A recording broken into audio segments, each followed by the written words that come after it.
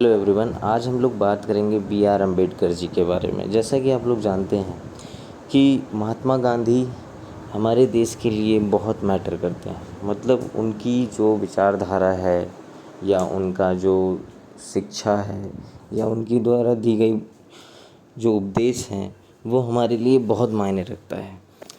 उसी प्रकार से बी आर अम्बेडकर जी हमारे देश के लिए अभिन्न अंग हैं। अगर आप कोई भी सोशल एक्टिविस्ट का काम कर रहे हो या कुछ भी आप इंडियन सोसाइटी को जानना चाहते हो तो कहीं ना कहीं आपको बी आर अम्बेडकर जी को जानना पड़ेगा। जैसा कि इसमें देख रहे हो आप लोग, पहले ही लिखा हुआ है एजुकेट, एजाइटेट एंड ऑर्गेनाइज। मतलब ये होता है कि अम्बेडकर जी ने समता रूपी समाज की स्थापना के लिए 3 सूत्र दिए कि शिक्षित हो, संघर्ष करो और संगठित हो।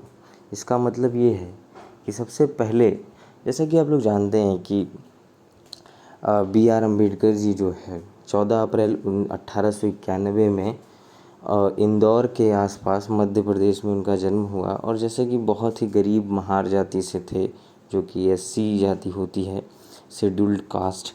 तो इसमें जन्म लेने के बाद और उनको एक तरह से अछूत थे वो, यानी अनटचेबल थे। यानी कि जो आर्टिकल 17 हमारे संविधान में दिया गया है, जो कि आज एक बहुत बड़ी आपको पावर देता है। यदि आपसे कोई अछूत जैसा व्यवहार करता है तो वो डायरेक्ट आप एंटीसिपेटरी बेल भी नहीं मिलेगा, इस प्रकार की आपकी गिरफ्तारी हो सकती है। तो मतलब इसी से आपका हरिजन एक्ट वगैरह आया। तो वो सब तो एक कानूनी दांव पेच है। आज हम लोग सोशल के बारे में बात कर रहे हैं। तो अंबेडकर जी के जीवन जो है महार जाति से शुरू हुई और उन्होंने मतलब बचपन में बहुत सारे पढ़ाई लिखाई की। और जो है 1920 में मूक नायक नामक साप्ताहिक पत्रिका जो है वो जारी करते थे।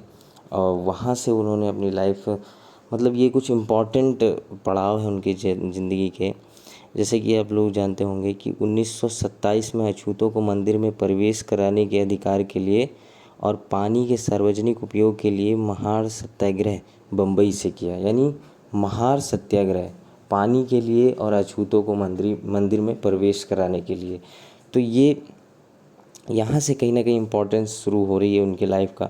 1928 में उन्होंने साइमन कमीशन से शैक्षणिक सुविधाओं की मांग की। मतलब जैसे कि हम लोग जानते हैं 1927-28 के पास साइमन गो बैक का नारा वगैरह चला था, तो वहाँ भी वो अवेलेबल थे। 1930 में अंबेडकर ने अछूतों एवं वंचितों के नेता के रूप में प्रथम गोलमेज सम्मेलन किया। मतलब जैसा कि आप लोग जानते हैं 1930 31-32 के आसपास प्रथम और द्वितीय गोलमेज सम्मेलन हुए थे।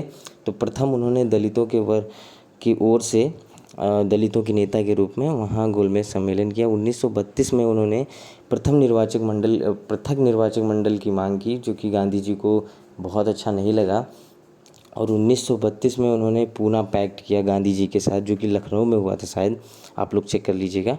और ये जो है जो जो अम्बेडकर जी थे, उनकी विचारधारा बहुत प्रोग्रेसिव थी। आजकल पैट्रियार्कल सोच वाले आज भी पाए जाते हैं, और उस टाइम में उनकी सोच बहुत ही मतलब पैट्रियार्कल और मैट्रियार्कल के बीच में थी। मतलब वो चाहते थे सभी को बराबर सम्मान मिले।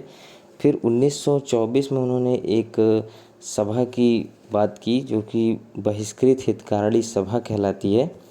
इसमें इन्होंने बहिष्करण का काम किया, जो मतलब दलितों के विरुद्ध में हुआ। और हिंदू कोड बिल इन्हीं के समय में लाया गया था। तो एक कहानी भी है कि कानून मंत्री थे, तो इन्होंने अपना त्यागपत्र भी दे दिया था उसी टाइम पे। तो कहीं ना कहीं इनका संपूर्ण जीवन दलितों को समर्पित था।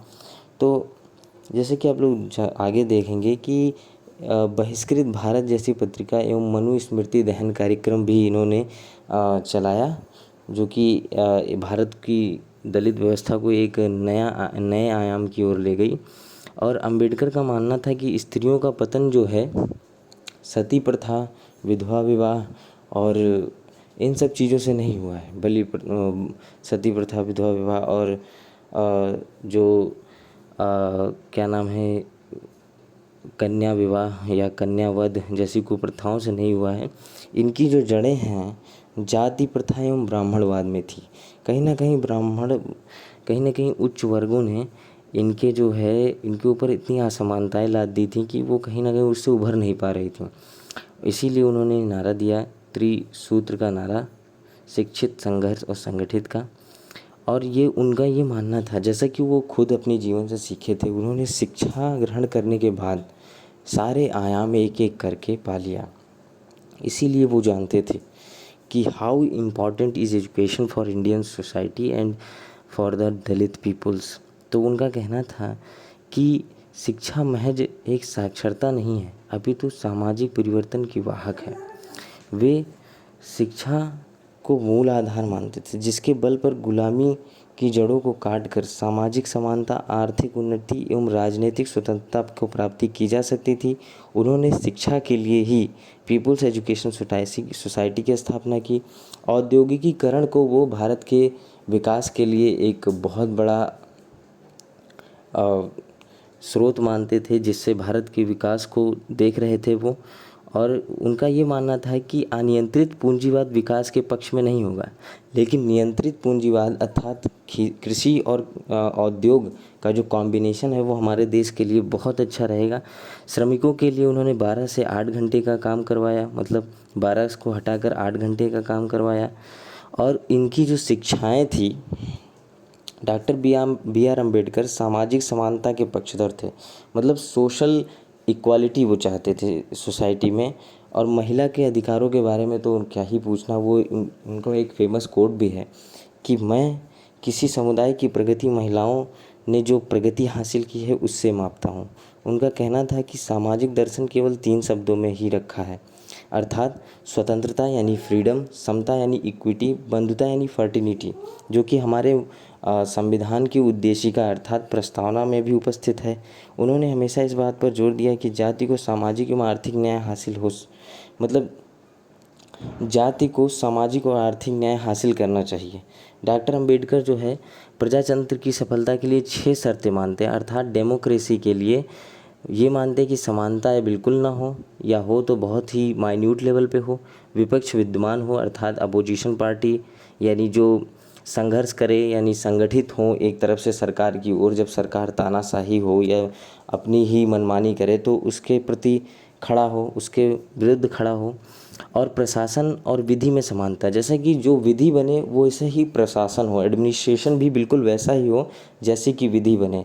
और संवैधानिक नैतिकता का पालन, अर्थात अभी जो मेंस में क्वेश्चंस आ रहे हैं कॉन्स्टिट्यूशनल मोरालिटी, हमको लगता है कि बहुत नई चीज़ है, लेकिन अंबेडकर जी ने उसमें बताया था कि कॉन्स्टिट्यूशनल मोरालिटी बहुत पुरानी संकल्पना है। अतः हम देख सकते हैं कि ये बहुत पुरानी संकल्पना है। और समाज में नैतिक व्यवस्था का संचालन, अर्थात जब तक इथिक्स नहीं होगा किसी भी चीज़ में तो वो व्यवस्था अपने आप में पूरी तरह से परिपूर्ण नहीं हो सकती। अर्थात इथिकल होना बहुत ज़रूरी है, ईमानदारी और अहिंसा और सत्यवादिता, जैसे कि किसी भी चीज़ में, चाहे वो डेमोक्रेसी हो या किसी का घर हो या किसी की रिश्ते हो, किसी भी चीज़ में इथिकल वैल्यूज़ होना बहुत ज़रूरी है। सार्वजनिक अंतर विवेक, जैसे कि आप लोग जान रहे हैं कि अगर आपके पास इनर माइंड या इनर थॉट नहीं होगा तो आप किसी भी चीज़ में अपनी वैल्यू नहीं दे पाएंगे और वो चीज़ें असफल हो जाएंगी। वंचित वर्गों को बराबरी दिलाने के लिए संघर्ष, तो जैसा कि सभी लोग जानते हैं कि इनको वंचित वर्गों के लिए ही जाना जाता है। समाज सुधार बिना सच्ची राष्ट्रीयता संभव नहीं है। अच्छा, अर्थात समाज सुधार हम तभी कर सकते हैं जब हमारे अंदर सच्ची राष्ट्रीयता होगी।